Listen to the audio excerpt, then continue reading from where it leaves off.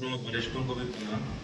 मैं hotel association Udaipur का vice president हूँ और पीसीआई टूरिज्म का चार्टर प्रेसिडेंट हूँ। मेरा आप सभी से अनुरोध है, आप सभी यहाँ पे इन्वेस्टमेंट से रिलेटेड बात भी कर रहे हैं और उदयपुर के परिप्रेक्ष्य में हम इन्वेस्टमेंट की बात कर रहे हैं। अगर आप सही मायनों में देखेंगे तो ये इन्वेस्टमेंट जो आप सभी उदयपुर में करना चाहते हैं, इसमें कहीं ना कहीं उदयपुर को बेनिफिट होगा, ये बात डेफिनेट है।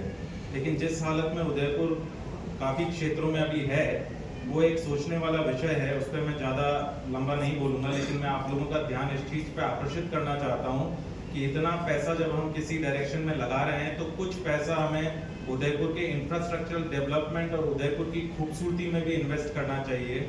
जो उदयपुर में हमें अभी तक मिला है वो हमारे पुरखों की देन है, वो हमारे पुरखों की देन है। हमने उसमें क्या ऐड किया, ये बहुत सोचने वाली बात है। पिछले 77 साल में कुछ ऐड नहीं किया है हमने उसमें, और हमें कुछ ऐड करना बहुत जरूरी है। अगर हम कुछ नया नहीं ऐड कर सकते हैं तो रख रखाव के क्षेत्र में कुछ ऐड करना चाहिए। सरकार इन्वेस्ट करती है उदयपुर में या राजस्थान में, तो सरकार का अपना नजरिया होता है, एक सर्टेन बजट होता है, लेकिन उस बजट को बढ़ाते हुए हमें as industrialist, stakeholders of tourism ये कोशिश करनी चाहिए कि हम पैसे में और बढ़ोतरी करें। इसके लिए एक बहुत ही उपयुक्त उपाय है। मिनिस्टर साहब यहाँ विराजे हुए हैं, हमारे फूल सिंह जी मीना साहब भी विराजे हुए हैं। आपके माध्यम से मैं सरकार को कहना चाहूंगा कि टूरिज्म डेवलपमेंट बॉन्ड्स निकाले सरकार, और ये टूरिज्म डेवलपमेंट बॉन्ड्स जो इंडस्ट्रियलिस्ट राजस्थान में इन्वेस्ट कर रहे हैं वो खरीदें।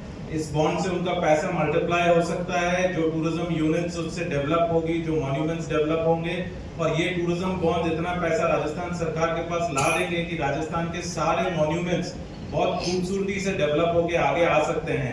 मैं आपको एक छोटा सा एग्जांपल देता हूँ। इंग्लैंड में सैल्सबरी में एक स्टोनहेंज करके जगह है जहाँ पे बहुत जबरदस्त टूरिस्ट फुटफॉल रहता है कुछ नहीं, पट्टियां पड़ी हुई है और आसपास व्यू है।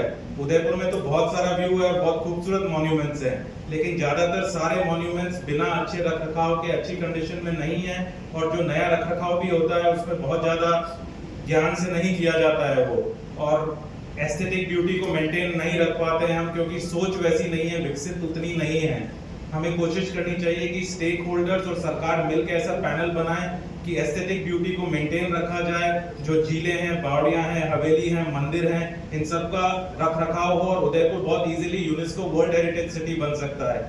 हमने उसके लिए कोशिश की है सभी मंचों से, सारे मिनिस्टर्स, गवर्नर साहब से, प्रेसिडेंट को लेटर दिया है, और सारे चीफ सेक्रेटरीज वगैरह को भी लेटर दिए हैं। लेकिन ये हम यूनिफाइड वे में अप्रोच करें, एक एक उंगली बन के नहीं, एक पंच बन के, तो Udaipur UNESCO world heritage city भी बन सकता है, और आपका इन्वेस्टमेंट जो आप यहाँ करना चाहते हैं वो नया रंग ला सकता है।